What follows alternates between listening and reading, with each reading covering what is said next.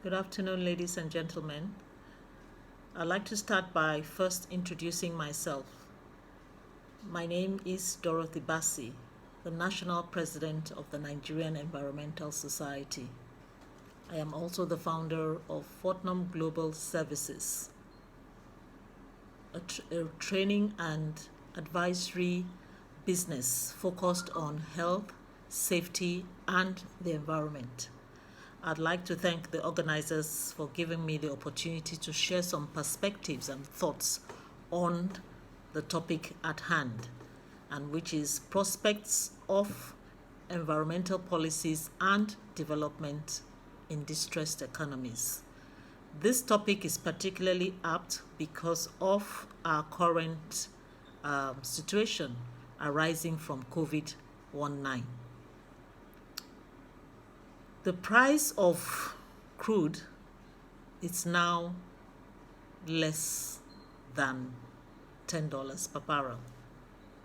I recall when I was working, I did mention that, yes, indeed, we were getting a lot of revenue from oil crude extraction.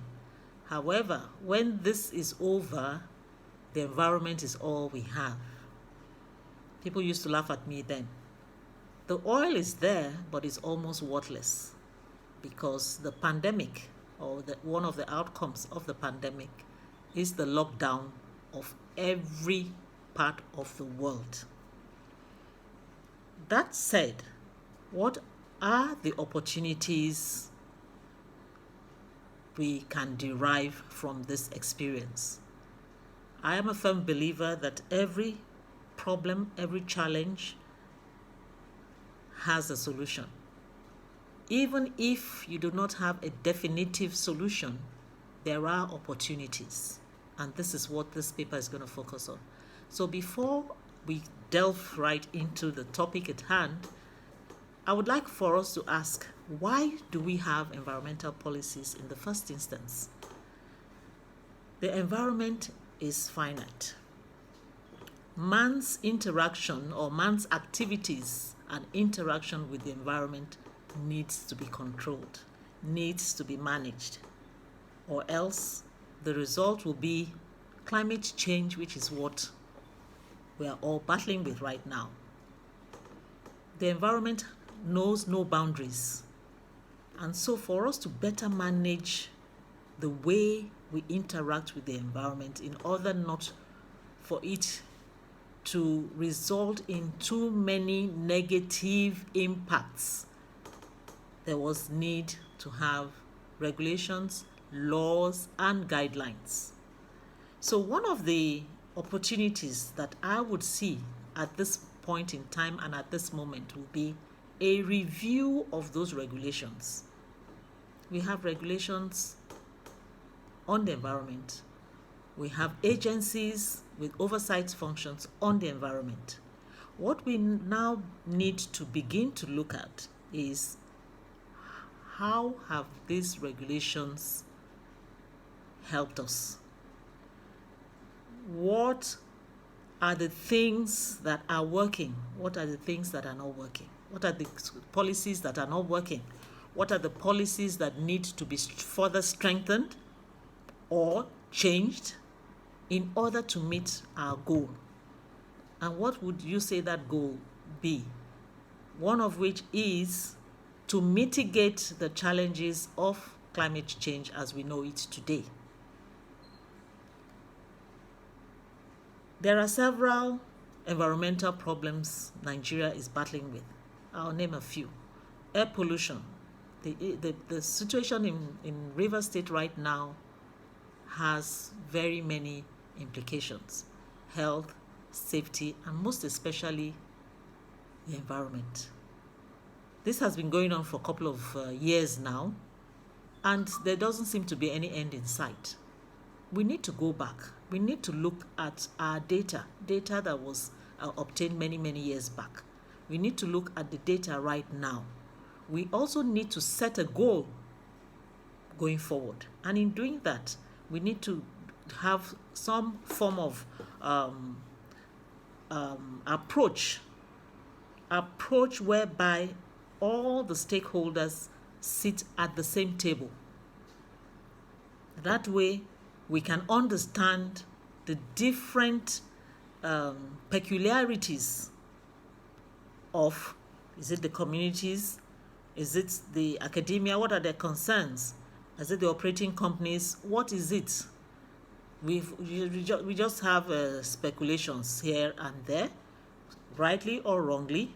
However, if we need to now formulate specific environmental policies that will help us mitigate this or end this going forward, it will be based first on the data that we have, secondly on dialogue amongst the different segments of society that I have mentioned. Another environmental concern and problem in Nigeria is desertification. We do know that the people who own cattle up north are moving down south in their numbers. In the past, this never happened because there was no need for it. The vegetation in the savannah area was good and well enough. But with the increase in temperature yearly, it's a different story. The animals don't have enough water to drink. The vegetation is all dried up. That is a very serious environmental problem. And it has resulted in other aspects that nobody thought about. Kidnapping, killings, and community clashes, displacement of humans, and that in itself is resulting in overburdening the available towns and cities. As an environmentalist, what comes to mind would be, what would be the solution? What can we do to mitigate that as a country, as a nation, as a people?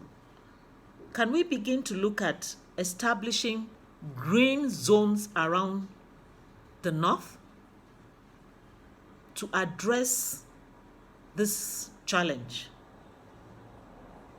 A deliberate action of putting or designating areas that we will now say we want to have green zones, and then have this cattle and their communities around those green zones, which will forestall them moving down south and which will forestall the antecedent other problems that have emerged from it. Can we do that? Can we look at the pollution issues around the country and think or search innovative technologies that can address this? Anything happening here in Nigeria is not new. It has happened somewhere before, and people are using technology to address them.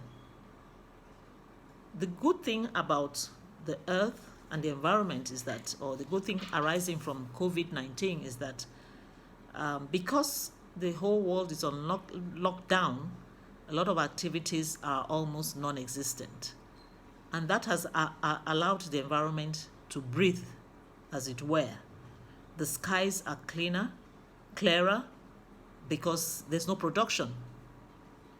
So would that be sending us a message in terms of our developmental drive? Do we actually need to produce in the manner and in the way we have been producing? Or do we need to reboot or refit and readdress what our focus is? Agriculture used to be the mainstay. It has its own environmental challenges, but given what we now know around the world, and specifically how it affects us as Nigerians, this is an opportunity to be a little bit more careful, a little bit more deliberate, and certainly a little bit more conscious and more inclusive in the way we do things. We should not throw away the traditional ways of doing things, the way our parents used to live. In as much as it was not fast, It was safer, it was better, and it was more beneficial to the environment. So, with that said, I would like for us to also consider some of the impacts, like I said, and the way and the manner we can move positively, especially concerning climate change and its challenges. As a nation, we are expected to demonstrate, one, that we do understand the risks that we are going to face or we are facing, and not just at a learned level, which brings me to the issue of awareness. If people are aware of the risk involved or surrounding the way they live and interact with the environment, in my mind, I think people will be more conscious and they'll be more particular about what they do and what they don't do and how they even do it. Is there awareness at the grassroots? Traditionally, when it comes to policies and regulations, the regulations are made at the top, and then we try to cascade it down to the masses. I would rather advocate that policies, things that would affect everybody, should involve everybody. We should consider the bottom-top approach, whereby the implications, the risk, the activities, the intent, the goals enshrined in these regulations are broken down, are told to the communities, or rather have them involved in the decision-making process. That way they own that policy, they understand, and they embrace it and make it a part and parcel of their day-to-day living. At the community level, a lot of things are not clearly understood, and that is why even when you look at that the Niger Delta area, they are not able to fill the gap perhaps within the agencies. They are not able to alert. Maybe now, yes, things are a little bit different, and with the social media and ease of communication, it is getting better. However, from what has happened with this pandemic, it is very, very obvious that the level of understanding, the level of awareness, the level of acceptance of the current challenges are not really, it's not really appreciated by the communities far away from the cities. And that's why even with the numbers of infected persons, it's now more community based and more within the community, of course, within the communities. And that is why I am advocating a bottom-top approach towards environmental regulations and inclusiveness of all stakeholders. So those are opportunities we must not miss. Those are prospects towards putting forth, going forward in view of addressing some of these challenges. Our waterways are heavily polluted. When we look at regulations and we look at regulators who are meant to guide and monitor activities around the environment, which includes the air, the water, and the soil, when we look at what they do, we know very well that the intent is good. The goals in establishing these agencies are right and correct, and government is doing all it can to ensure that the Nigerians have a good life and a good environment with which they live in. However, there are gaps, and how do we address these gaps even within the agencies? It is by bringing together, like we have done right now, scientists and environmental practitioners together, have conversations, share ideas, share data, set standards together to ensure that everybody's concern is taken on board. In my mind, that will be a very, very good approach to tackle what is going on, to tackle the deterioration of the environment. Many years back, there wasn't a great need to have air conditioners running right from the minute you open your eyes till you sleep. But it's very clear to everybody now that we have missed it. What makes environmental impacts a little bit ignored, I would say, is that the impacts you don't see the impacts immediately. It takes a couple of years for you to see that something is happening, which is why sometimes it can be challenging. However, we have the opportunity to change a lot of the things that we have seen not working. And so for me, that is a very, very huge opportunity, which I pray that as a nation we do not miss. Develop, we need to develop, but the way and manner and the regulations that will guide future developments need to be critically assessed. So, as a recap, what are the things we need to pay attention to right now? Look at our regulations, review them, be able to say what is working, what is not working, what needs to be strengthened, what needs to be perhaps not emphasized. Because I would imagine that if we have regulations based on in-country data, it will go a much longer way than because country A is doing it, we are bringing the same thing here. The environments are different. The culture is different. The peculiarities are different. So, homegrown regulations is what we should focus on and be thinking about going forward. Climate change, yes, is affecting the whole world.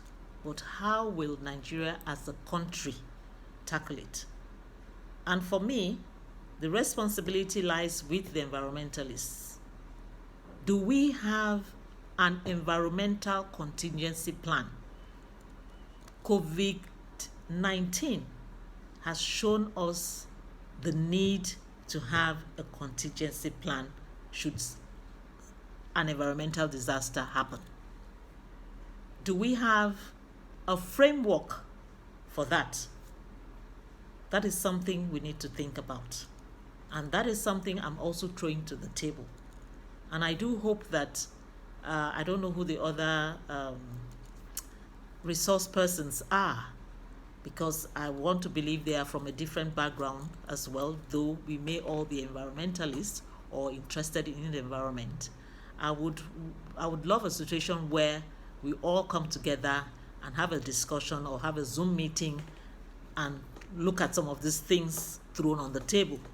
That is my perspective, that is my contribution, and that is my challenge for us as environmentalists. I hope my thoughts have given us something to think about, has given us something to brainstorm on, and hopefully given us something to come away positively from all of this.